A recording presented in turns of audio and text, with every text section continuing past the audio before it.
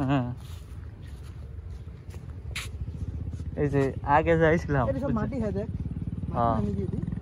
বুঝছস এটা কি মানে বস্তু রে মাটি না কোনটি এডি এই যে জলের উপরে এই মতো লাগতেছে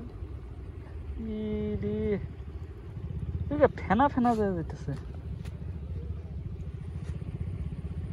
চল এই কোন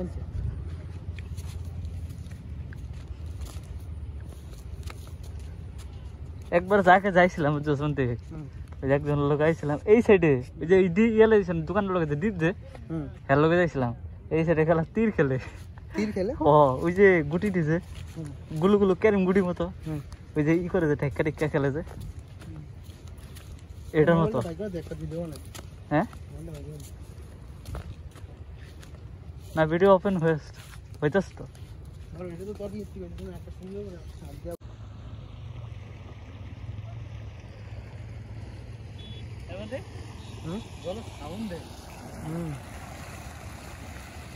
সামনে যাস না